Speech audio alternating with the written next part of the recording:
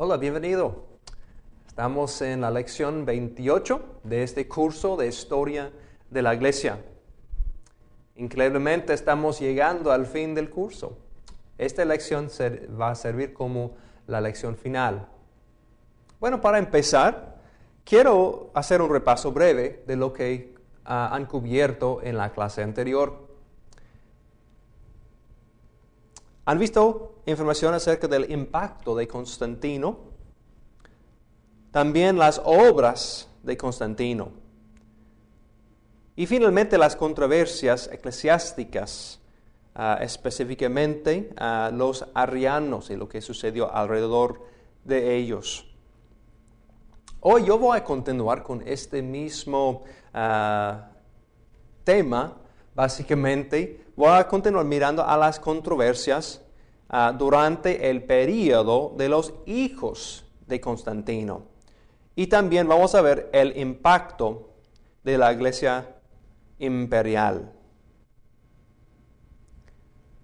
Bueno, en cuanto a las controversias durante el período de los hijos de Constantino, vamos a ver dos cosas. Uno es la división del reino. Vamos a ver cómo se dividieron entre los hijos el reino de su padre Constantino. Pero también vamos a ver la continuación de la controversia nicena. Realmente el concilio no resolvió completamente esta pregunta y va a continuar en el resto del siglo IV. También vamos a pasar tiempo mirando al impacto de la iglesia imperial. Y vamos a ver dos cosas en esta sección. Uno es la diversidad de opiniones de los cambios bajo de Constantino. Vamos a ver que había varias maneras para responder a estos cambios que hizo el emperador. También vamos a mirar a los cambios que desarrollaron durante los siglos después. Entonces, Constantino empezó unos cambios. Y vamos a ver que sobre los siglos que siguieron, vamos a ver los efectos de estos cambios que inició el emperador Constantino. Bueno, quiero hablar un poquito acerca de la división del reino después de la muerte del emperador Constantino el primero, el grande, que estudiaron en la clase anterior. Bueno, con su muerte, él dividió su reino entre los tres hijos y también dos sobrinos con el nombre Galio y Juliano, son los sobrinos. Y vamos a ver también en esta diapositiva podemos ver la división del reino. Constantino el segundo es el hijo mayor y él recibió Bretaña, Galia y España. También tenemos Constancio en la mano derecha. Él recibió Asia Menor, Siria y Egipto, y eso llegó a ser la sección oriental, con el capital en Constantinopla. El tercer hijo, Constante, recibió la porción intermedia. Entonces, como puedes ver que es en un color como de verde. Y había una sección entre Constante y Constancio que perteneció brevemente a los dos sobrinos Galio y Juliano. Pero, como puedes imaginar, los tres hijos muy pronto, quitaron el poder de los dos sobrinos. Entonces fue un periodo de mucho, búsqueda para el poder, y los sobrinos perdieron las batallas. Bueno, al final de cuentas se quedaron los tres hijos. Y básicamente la región que perteneció antes a Galio y Juliano llegó a ser parte de lo que perteneció a Constante, lo que estuvo en medio. Bueno, este hijo Constancio, que recibió la porción en medio, era el hijo menor. Y realmente con la muerte de Constantino el Grande, él no todavía había llegado a la edad de 18 años. Bueno, entonces su hermano mayor, Constantino el II, que tenía su reino en la parte de España, Britania, Galia, él sirvió como su supervisor hasta que el hermano llegó a tener 18 años de edad. Bueno, si tienes hermanos, tú sabes cómo eso pasó, que entre hermanos uno está supervisando al otro, nunca va bien. Entonces había pleitos entre estos dos hermanos. Constantino el segundo, el hijo mayor, empezó tratar de aprovechar a su hermano, pero en realidad muy pronto, Constante, el hijo menor, en una batalla en el año 340, como 3 años después de la muerte de Constantino el Grande, mató a su hermano, o por lo menos el ejército derrotaron al ejército de su hermano Constantino, y el hermano Constantino II se murió. Bueno, entonces en este momento había un cambio de poder. En este momento, como puedes ver en la diapositiva, que el reino fue dividido entre dos. Que puedes ver que todo el occidental perteneció a Constante, mientras que la parte oriental perteneció a Constancio. Y él va a quedar así por varios años entre los dos hijos. Lamentablemente, eso se quedó por 10 años hasta el año 350. Y lamentablemente había un golpe de estado, en cierta forma, bajo de Constante en el oeste, al fin de que el hijo que sobrevivió, Constancio, llegó a tener el poder sobre todo el imperio de nuevo. Y él llegó a ser el emperador sobre todo el reino de su padre por unos 11 años, y él se murió en el año 361. Bueno, como puedes ver, el carácter de los 3 hijos no era un carácter muy cristiano, como podemos decir. Ellos, aunque fueron cristianos, realmente fueron mezclados con la política, con la búsqueda de poder, y estaban realmente simplemente buscando en muchos sentidos por su propio bien y la expansión de su reino. Otro problema de ellos era que en comparación con su padre Constantino el Grande, ellos tenían un sentido que ellos seleccionaron entre los grupos más grandes, entre las divisiones de la iglesia más grandes, y ellos se quedaron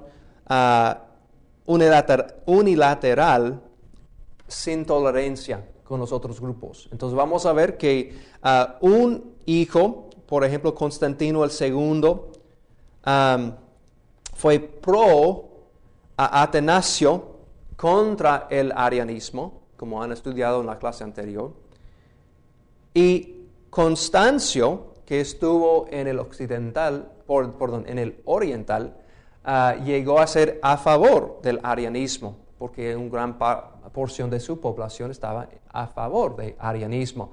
Entonces, uno y el otro estaban en contra, no solamente buscando poder, sino también a favor de doctrinas eclesiásticas y luchas eclesiásticas. Entonces, eso causó que continuaron las controversias que hemos visto antes del concilio de Nicea.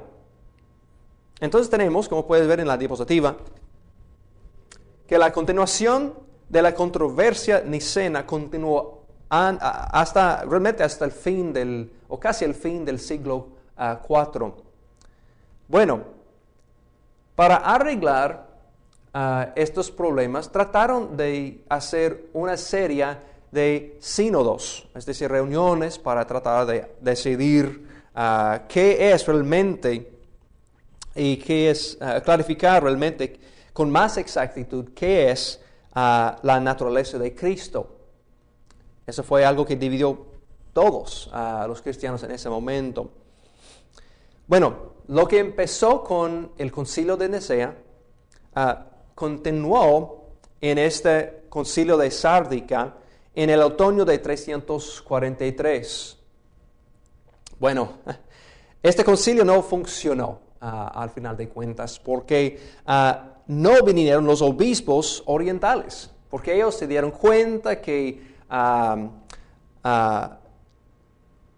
fueron superados en número por los obispos occidentales. Entonces decidieron, no vamos a ir para que no tengamos que perder.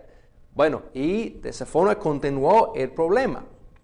Y también durante ese periodo, los dos emperadores siguieron tratando de mantener su poder y son divididos entre los que son pro-arianismo, los que son contra-arianismo. Y eso causó una serie de problemas. Y la persona que recibió tal vez unas de las resultados más difíciles era este señor Atanasio. Atanasio, como si puedes recordar, era un guía, un líder dentro del concilio de Nicea. Y si recuerda, él fue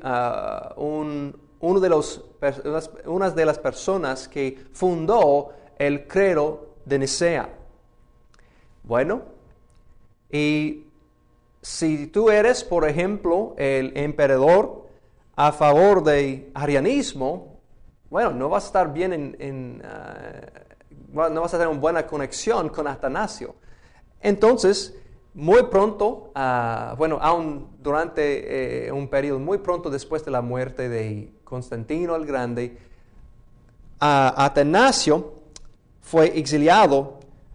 Entonces él tenía que huir de Alejandría, donde él vivía antes.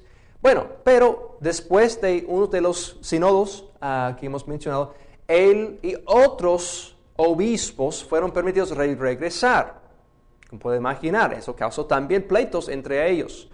Y Atanasio fue puesto de nuevo en la ciudad de Alejandría, pero otra vez surgieron problemas y pleitos y él tenía que huir de nuevo. Al final de cuentas, él llegó a estar en Roma, protegido por el emperador que era pro Atanasio, entonces en contra de los al arianismo. Y eso todo pasó en el año 350, cuando había el cambio entre los emperadores, al final de cuentas, cuando Constancio llegó a ser el emperador único. Bueno, en ese instante, los obispos de Constancio llegaron a producir otro documento tratando de otra vez establecer la naturaleza de Cristo. Y ellos fueron, en cierta forma, los ganadores, podemos decir, en ese instante. Y ellos trataron de quitar todo lo que había establecido por el concilio de Nicea. Y también echar afuera, a Atanasio, porque él fue el que realmente fue influencial en la producción del credo anterior. Bueno, como puedes ver en este diapositivo, dice que los obispos de Constancio dijeron que no decían homoousios, es decir, de una substancia, pero estaban dispuestos a decir homoousios. No en el sentido de igualdad de substancia, como sería la traducción, sino en el sentido de igualdad de atributos, como está citado de Walker en la página 122. Bueno, para nosotros eso tal vez suene curioso o como están tratando de dividir algo muy fino, pero en realidad estaban todavía luchando, tratando de establecer con claridad qué es el carácter de Jesús, la naturaleza de Jesús. Bueno, y ellos que fueron del lado de Constancio, podían decir que tenían Jesús el mismo sentido de igualdad de atributos con el Padre, aunque no fue parte de la misma substancia, no igual en substancia, pero por lo menos tienen los mismos atributos. Bueno, era una lucha muy grande y se quedó por varias décadas más. Y realmente llegaron al tiempo del año 381, cuando tenían otro concilio, el concilio de Constantinopla. Y en este concilio ellos finalmente confirmaron lo que había establecido el concilio anterior de Nicea y concluyeron la controversia ariana. También en algo relacionado, unos años después, como puedes ver en la diapositiva, el concilio de Éfeso y el concilio de Calcedonia en el siglo V, Boer menciona esto. Eso completó la declaración sobre la relación entre las dos naturalezas de Cristo, con las palabras inmezclable, incambiable, inseparable, indivisible. Bueno, podemos ver seguramente que en ese instante ellos llegaron a establecer la doctrina oficial de la iglesia. Y eso llegó a ser lo aceptado por los siguientes siglos.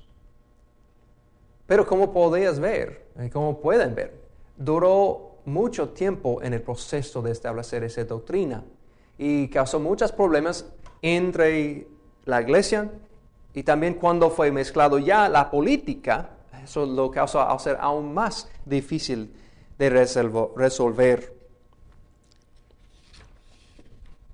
Entonces, lo que empezó con unos en Alejandría, en otras partes, con el arianismo, llegó a ser un problema enorme que afectó a toda la iglesia y afectó todo el reino del imperio. Y duró décadas y décadas para resolverlo. Y realmente, al final de cuentas, como hemos leído en los concilios finales del siglo IV en Éfeso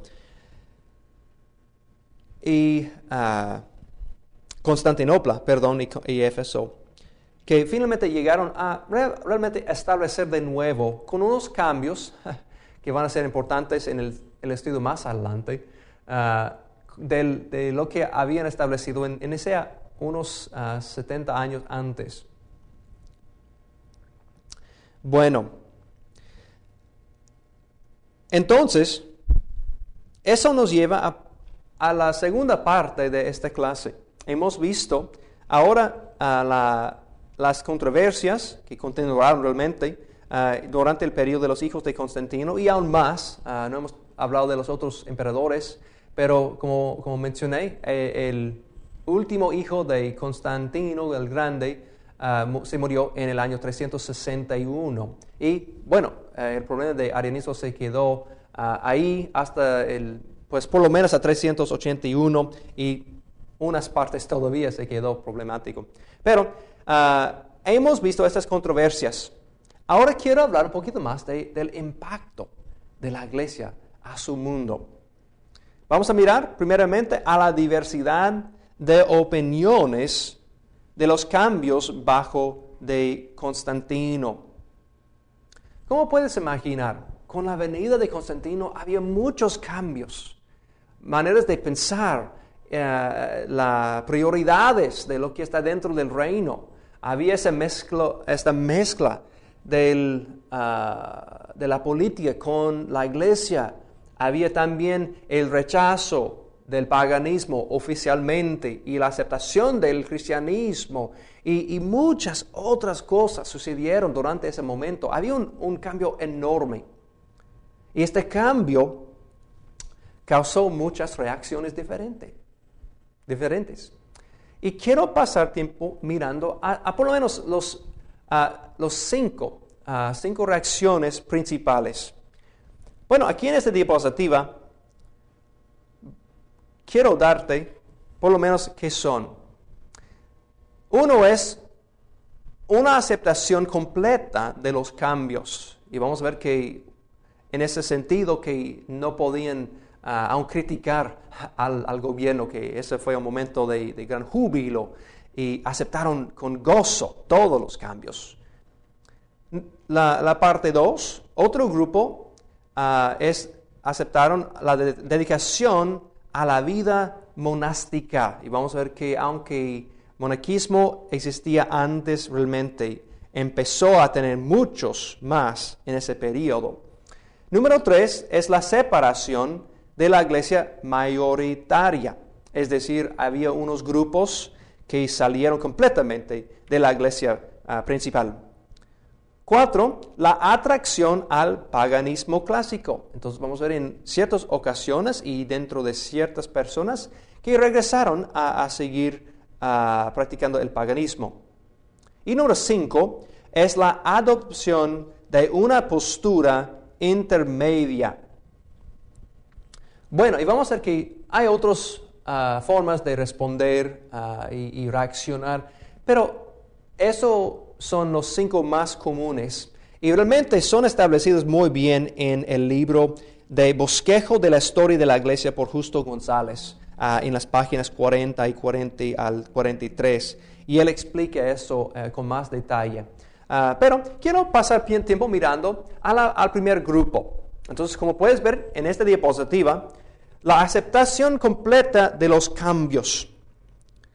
Algunos se mostraron tan agradecidos por la nueva situación que se les hacía difícil adoptar una actitud crítica ante el gobierno y la sociedad. Y eso es una cita directa de González. Y eso fue la actitud de varias personas. Un ejemplo muy bueno es Eusebio de Cesarea. Él y muchos otros aceptaron los cambios con brazos abiertos. Habían sido afligidos por tantos años. Y ahora, ¡wow! ¡Qué gozo! Hemos llegado a tener libertad. Y él, si leas, por ejemplo, su obra principal de la historia eclesiástica, puedes ver que esa actitud de gozo, de que como Dios había ayudado a la iglesia a llegar a ese punto casi de la perfección, como se había llegado el momento esperado por siglos y siglos. Y pues con esta actitud fue muy difícil criticar las partes menos cristianas. Y por eso cosas fueron aceptadas sin crítica por varios sectores de la población. El otro grupo consiste de unos individuos que se dedicaron a la vida monástica.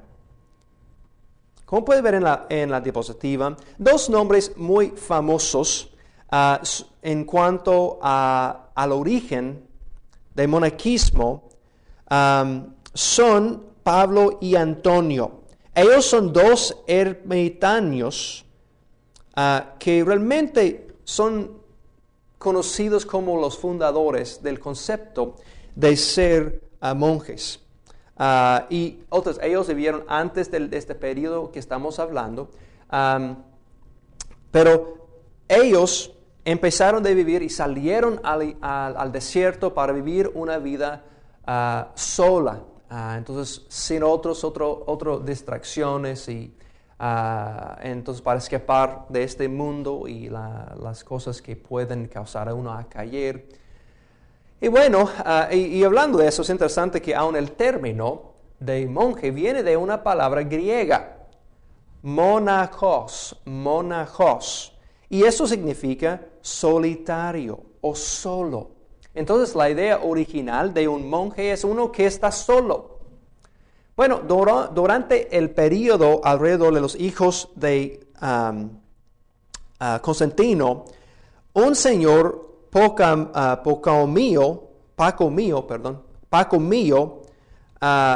empezó de establecer grupos de individuos que estaban en el desierto y otras partes tratando de vivir solos. Él organizó realmente el concepto de monaquismo como pensamos nosotros.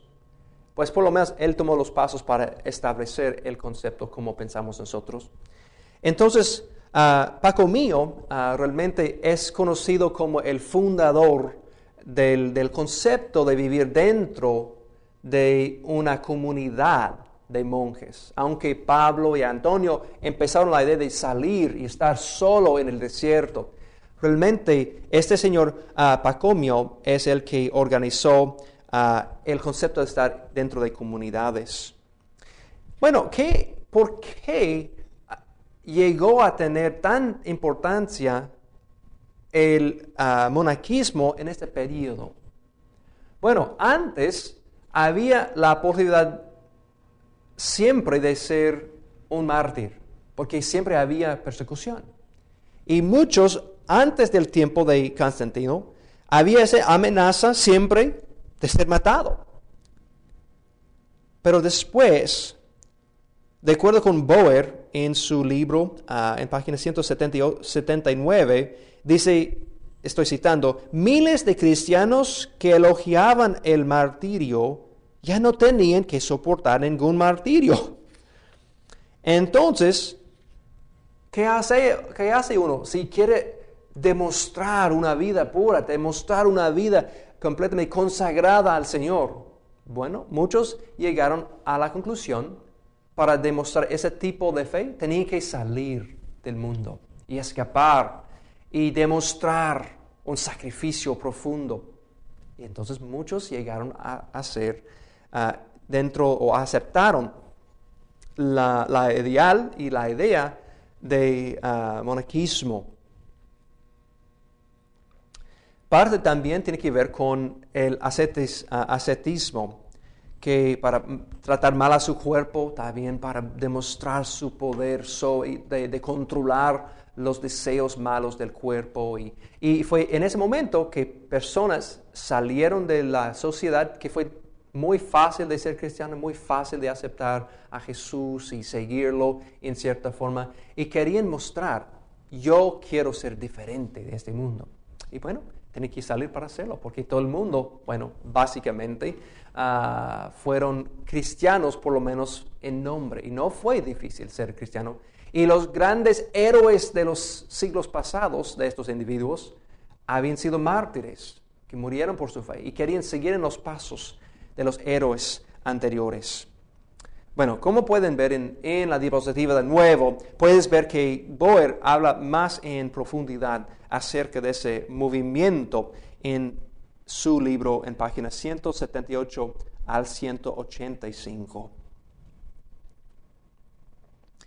Bueno, también podemos ver la separación de la iglesia mayoritaria. Bueno, hay ciertos grupos, principalmente en la área del norte de África, en la costa ahí, unos grupos que se rechazaron completamente la iglesia mayoritaria. Bueno, con razón. Como hemos dicho, estaban tratando de decidir en cuanto al arianismo. Entonces, cuando arianismo fue rechazado completamente en el año 381, bueno, unos grupos rechazaron a la iglesia y se escaparon y se quedaron solos fuera del gobierno eclesiástico de Roma y Constantinopla. Bueno, grupos como los donatistas que estudiaron antes también, y había otros, unos aún se quedaron separados como armadas con espadas y otras cosas, hasta la invasión de los árabes en los siglos venideros. Entonces unos grupos decidieron para quebrar la conexión completa con la iglesia mayoritaria. Bueno, eso fue otra manera de reaccionar. Y eso no fue tan común, pero había unos. También la atracción al paganismo clásico. Y voy a hablar específicamente de un señor Juliano el Apóstata, que llegó a ser el emperador en el año 361 y reinó solamente 2 años. Bueno, yo creo que este señor Juliano representa un grupo más grande.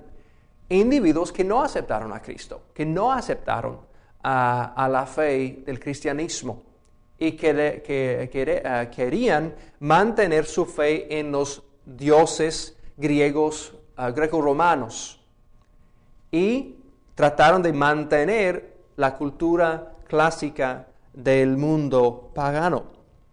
Bueno, Juliano, aunque es llamado el apóstata, aunque no hay evidencia que él nunca llegó a ser cristiano, entonces no podía salir del cristianismo. Él nunca llegó a ser cristiano, no puede ser apóstata, simplemente no era creyente.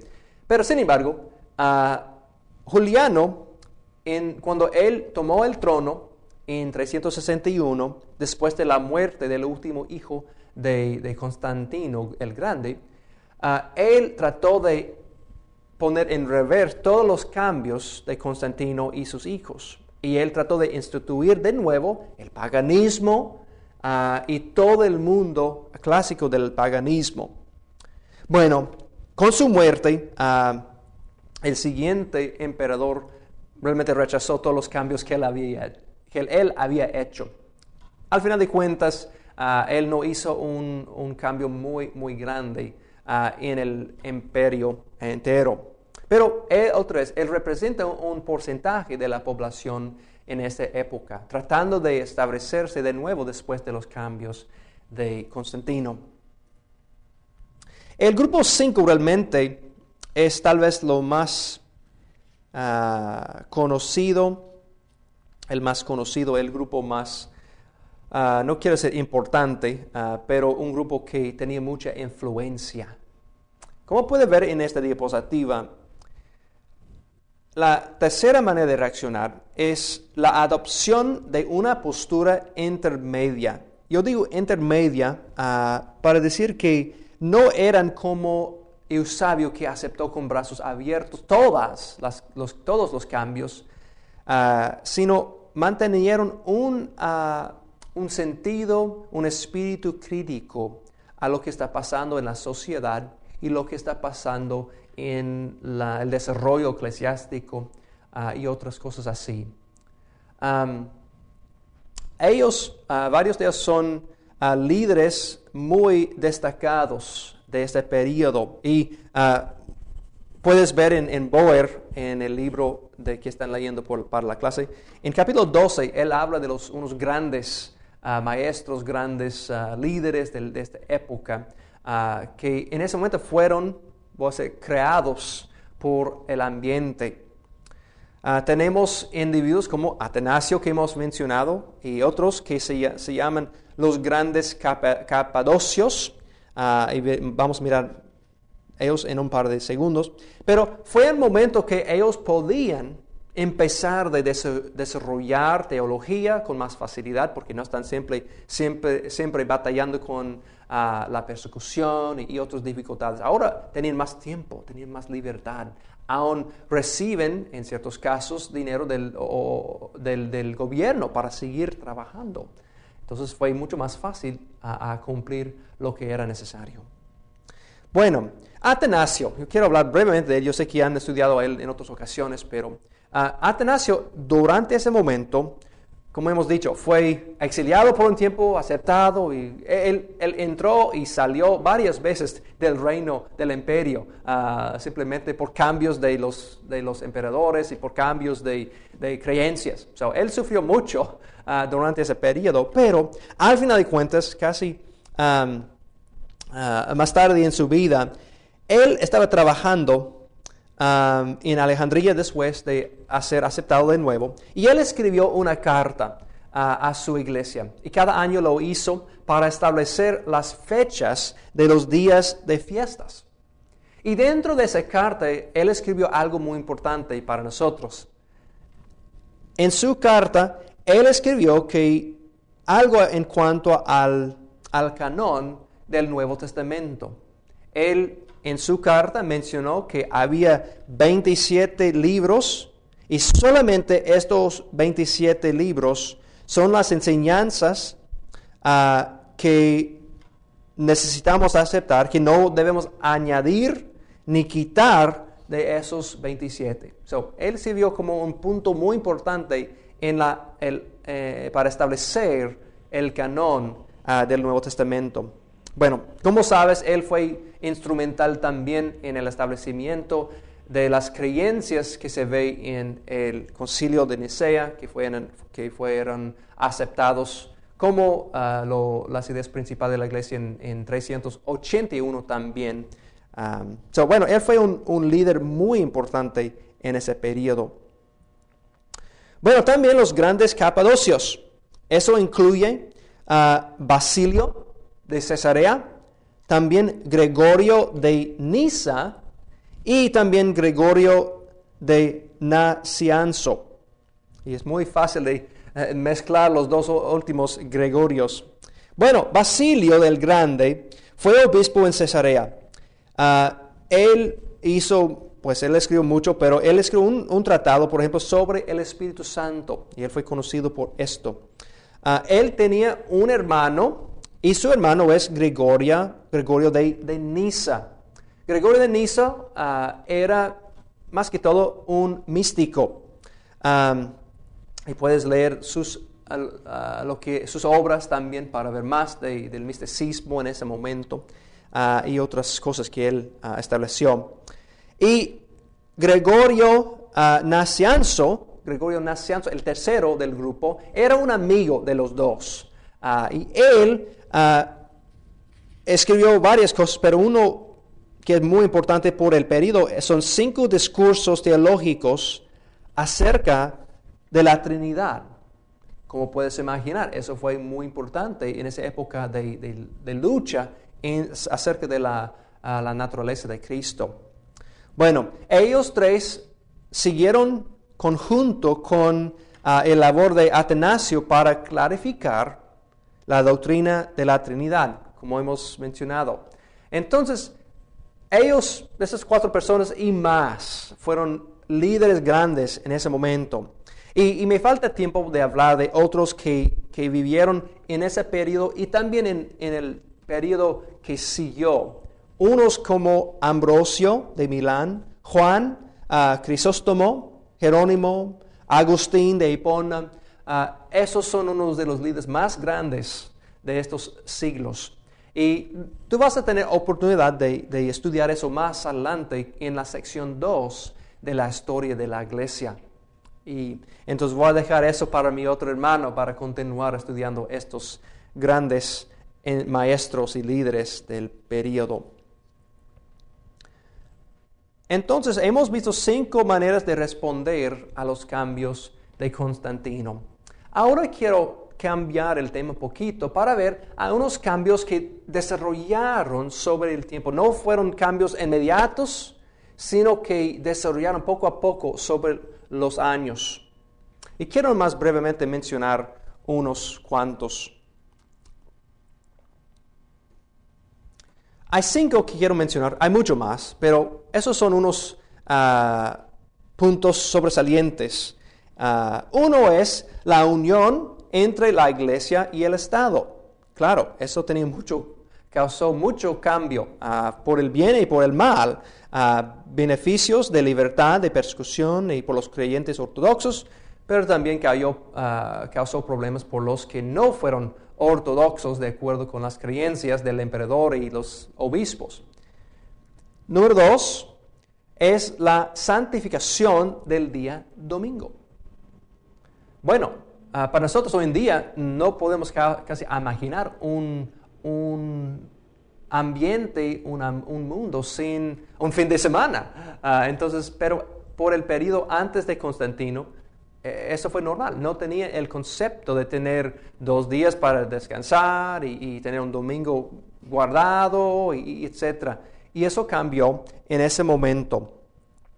Durante el periodo anteriormente con los romanos, cuando eran paganos, ellos simplemente celebraron días, festivales anuales, como días de fiestas, en vez de tener un sábado o cada domingo libre. Ellos pasaron días anualmente y que al final de cuentas tenían, no recuerdo el número exacto, pero había muchos días de reposo simplemente por las fiestas anuales. Pero eso cambió con la venida de Constantino y los siguientes emperadores. Ellos santificaron el día de domingo, entonces eso siguió hasta nuestro día hoy. Número 3, había más oportunidades para mujeres. Y yo sé que hoy en día sí sigue discusiones y pleitos acerca del papel de mujer, pero es interesante que con la venida de Constantino,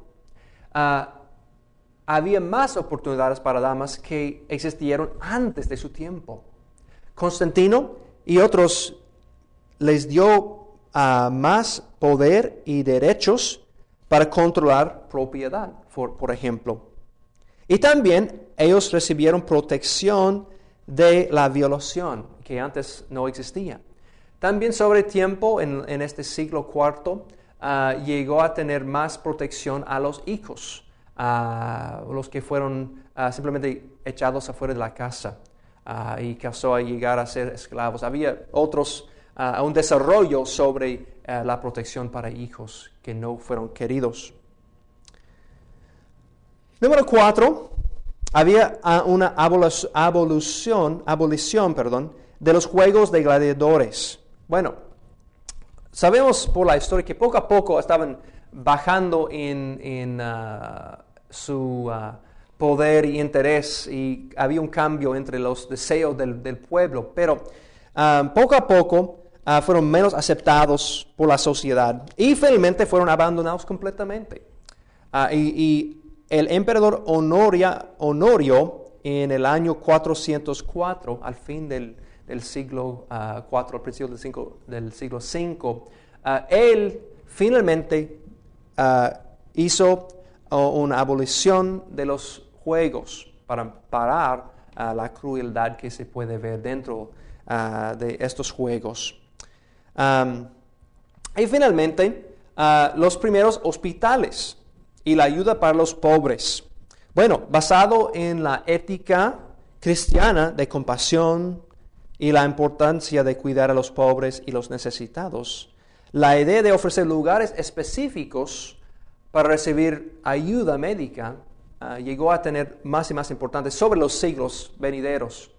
Antes de ese momento simplemente fueron reservados por la aristocracia y también específicamente por los soldados, o principalmente los hospitales fueron para los soldados. Entonces el Estado proveyó solamente por su ejército.